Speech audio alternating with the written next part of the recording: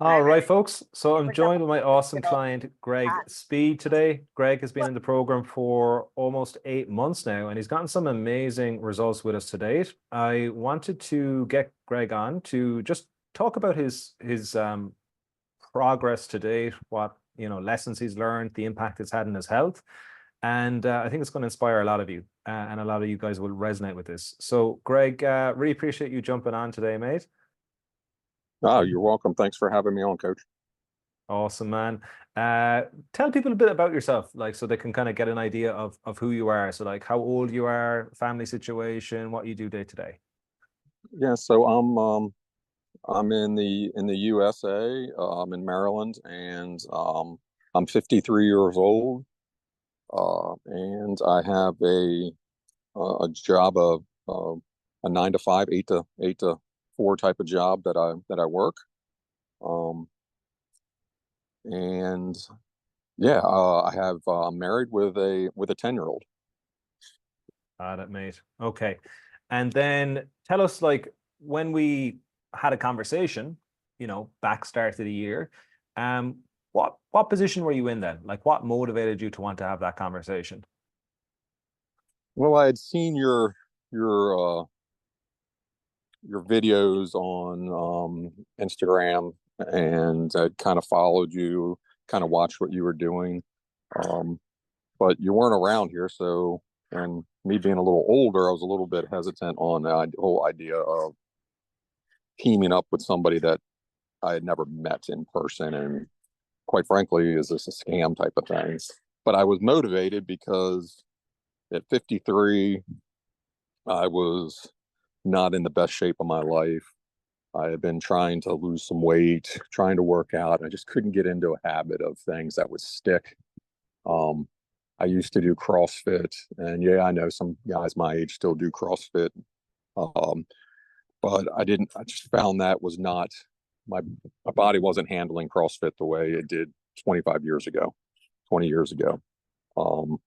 So I just needed something new, and the stuff that you talked about kind of just connected with me. So that's when I reached out to you.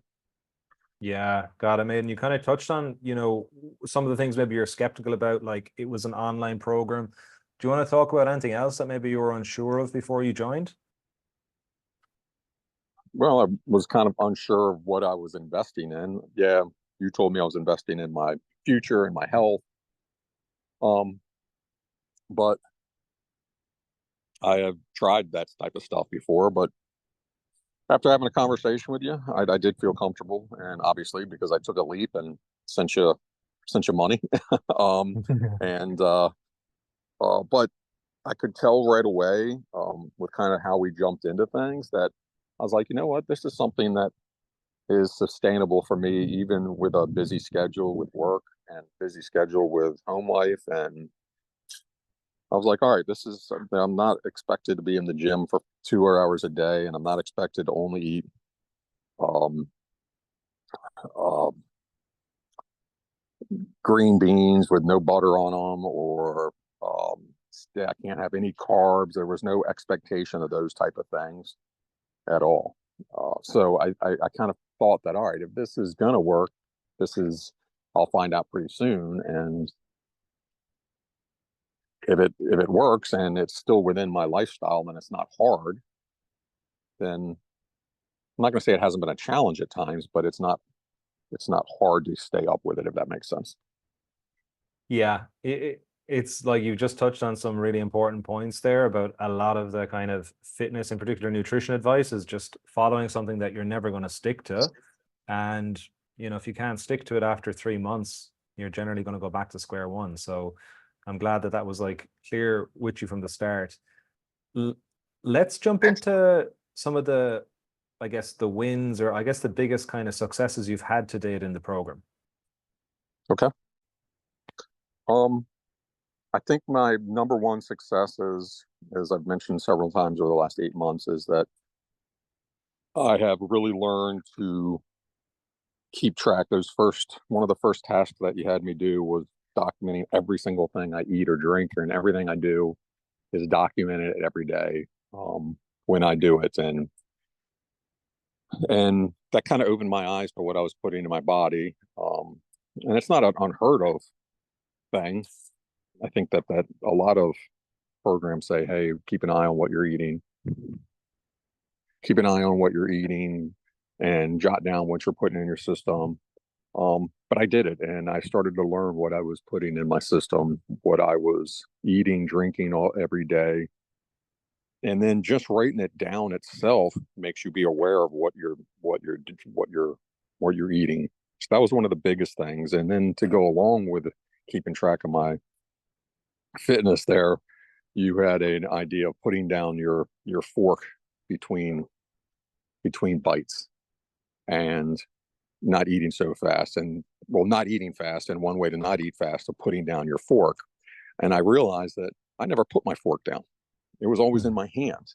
And I Mm. probably had another bite going towards my mouth before I even finished chewing that first bit of food. So that concept kind of resonated. And I don't really keep track of everything I eat anymore. Um, but I am aware, based on those first few weeks, months of tracking everything, I'm much more aware of what's going in my system, even though I'm not tracking it quite as well as I did earlier in the program. But I still feel like I have success because my weight has continued to, well, it's not really dropping right now, but it's back. It's in an area that I haven't been in 20, 25 years. Yeah, I love that, mate. How much weight have you lost to date with us, mate? About 24 pounds, 23, 24 pounds. Um, so I'm right around 200. If if I lost another couple or so, great. If I didn't, I still feel great. And I'm kind of just in a focus area now of seeing if I can transition some of, I'm happy with my weight right around 200, but can I transition some of that more to muscle and be less focused on the whole idea of losing more weight? Yeah, yeah. And that's going to be like the next phase we're working on with you now in the program. One thing I want to kind of really go a bit deeper on is you've kind of said this repeatedly, like it's not a diet. This isn't something that you've had to be, you know, really stuck to, but you've mentioned awareness a lot. And we just talked before we started recording about like you've gone through the summer, you've kind of done pretty much everything you wanted and you're at the lowest weight you've been in 20 plus years. Do you want to maybe touch on like how you've achieved that? I think people, no one wants to diet, everyone wants to lose that weight. So can you kind of touch on what's really worked for you, because it seems like you've had a great summer and it hasn't affected your weight loss journey? No, we have a family and friends have vacationed a lot. I've spent a lot of time at the beach. I've eaten out. Um, I've been to Yellowstone for 10 days, Wyoming for 10 days, been in the car a lot. So those are all areas where I think in the past, I would have fallen into the idea of stopping at Chick-fil-A or another fast food restaurant. I like Chick-fil-A, don't get me wrong. But um,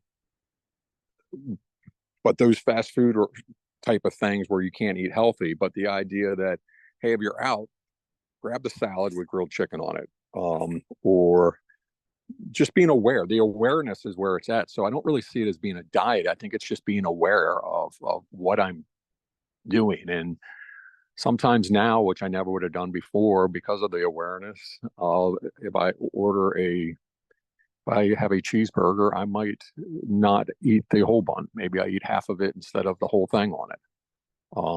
So just little things, or I opt that I'm not going to have the French fries this time. I'll just have a side of broccoli or green beans that, you know, at a restaurant might not be the healthiest as being at home, but it certainly beats a plate full of French fries. So it's really not I don't really find it hard because it's like I said, like, and I keep using the word awareness. Um, but it's just awareness. It really is. It's not a diet. I'm not shying away from, uh, I'm not shying away from going out with my friends and my family. And it's not like I'm eating only salad with no dressing or croutons on it, or uh, maybe it's just a portion difference, or slow, like you said, slowing down and eating slower, and then you get full before you get stuffed. Yeah, mate. I love it's sustainable what you're doing, which is the magic. And it's that awareness is so important. And you're making better decisions. You're also not, oh, I'm on holiday now, so I'm off my diet. And then you go back to square one. This is just like clearly this is just part of your lifestyle, regardless of the environment that you're in. Yeah, and I think I've mentioned to you and your staff just things like one of the habits you guys talked about really early on was you're gonna have days that you um, are not as good as others. Just don't make them habits. If you have a if you miss your workout, that's fine. Everybody's gonna miss a workout for various reasons, but don't make it a habit. Don't make one day into two or 2 days into five or a week into weeks. Jump back in and don't make it a habit. The same as with what you're eating. If you have a bad day, you have a few extra drinks with your friends on a Saturday, then that's fine. Just don't make it a habit. Yeah, this is like this is just such good advice. I think people listening are going to really resonate with that because a lot of times you make and inevitably something goes wrong, is in wrong meaning you go off track with your food, you miss workouts, and then you think that you need to quit because you've somehow ruined your results, and you've just proven that that's actually not the case. um we've talked solely to date on this call about like your food, your kind of your habits, your weight loss. I'd like you to touch on like other things like energy levels, physical fitness, how you're sleeping, all those things. Tell us more about that. So my energy. I mean, you drop 20, 25 pounds. I think it goes hand in hand with how you feel. I have much more energy. I have a 10-year-old, so my energy at 53 is very important, and my 10-year-old runs me around ragged. But I love it, and I want to be able to do those things, and that's probably one of the main things that spurred me was finding that I was waking up with a sore back, and I was tired in the evenings. I'd get home from work, and I'm like, my son wants to play or throw the football or the lacrosse ball, and I'm like, let's just chill on the sofa. But that's a habit too. We were talking about habits. Don't make things into habits. Laying on the sofa every day or grabbing a bag of chips out of the cabinet's a habit as well. So getting those and changing that habit to better habits and losing all that weight, I don't struggle. And I want to get up in the afternoons now when I get home from work. I want to go out and throw the ball with them, or um, go on a bike ride or anything. And I'm able to do it. Um, but that's just type of things of just changing those habits around. Yeah, mate. Also like just like this, it's like this virtuous cycle in the other direction. Like you've got more energy, you're doing your workouts, now your back isn't sore, so you're sleeping better. So then you've even more energy, you're less likely to want to be on the couch, and so on and so forth. I was just saying to you before we started recording, like just the impact of this from a compounding standpoint, over the next like 5 to 10 years. That's the really exciting part from my side of things. um Yeah, it all kind of grows on each other, I think, and it feeds off each other, just as the negative habits feed off each other. The positive habits build on each other. yeah. Any other impacts you'd like to share, like with these changes that have on your life or day to day? I mean, I, I don't. I think it might be even more than just an impact on my life. I think it's definitely had a positive impact on my wife's life and my son's life. I think that he hasn't said it, but I'm certainly sure my son enjoys the fact that I get up, and I'm not saying, hey, let's lay on the sofa. At 10 years old, what kid wants to lay on the sofa? They want to get out and play. Mhm. So I think there's an impact not only on my life, but on my family's life. Yeah, mate, that's huge. Again, just like those decisions, those changes, those memories that you guys are building now that you're doing those activities together. I think that's the real powerful side of this. Um, Before we finish up, Greg, I'd like you to, there's definitely going to be people listening who are in a position to where you were 8, 10, 12 months ago, feeling lethargic, not really sure what to do. Things like CrossFit are not working anymore. They're actually making the matter worse. What advice would you give to that person who's maybe like really struggling at the moment and they want to make a change, but they're just really not sure what direction to go in? Um, I mean, it's every day you delay is a day of your life that you're lost. I know that might sound stupid, but I mean, I should have done this 5 years ago, 6 years ago, 7 years ago, 10 years ago, whatever you want to say. But I did finally make the jump. So I'm happy about that. Now, looking back, I wish I would have done it earlier, but I did do it. So I'm happy about it. And I do feel that my life is going to be better long term because of the changes that I've made in the last 8 months and that will continue to make in the months ahead, days, weeks, months ahead. So I mean, it's you gotta make the jump at some point. Um,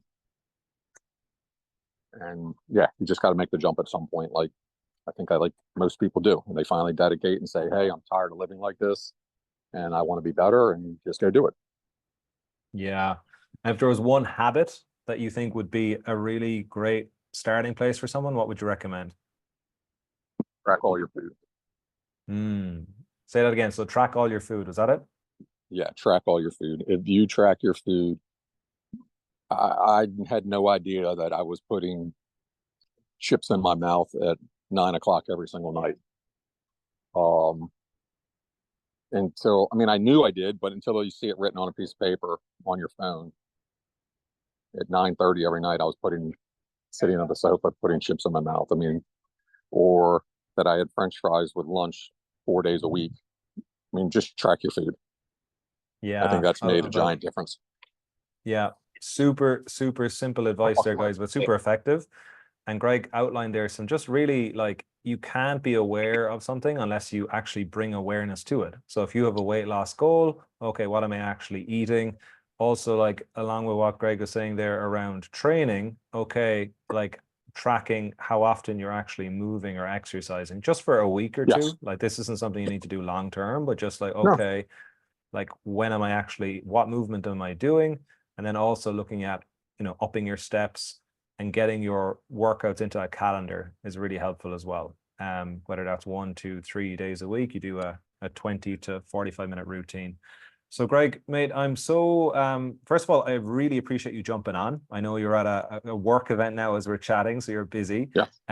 But I'm delighted with your results today, mate. Like it's just been so awesome to see you progress and just really crush the program. And now you're sharing your, advice with other people out there. So you're definitely going to have an impact on people listening as well. So I really appreciate you spending time with us today. Okay. You're welcome. Awesome, my man.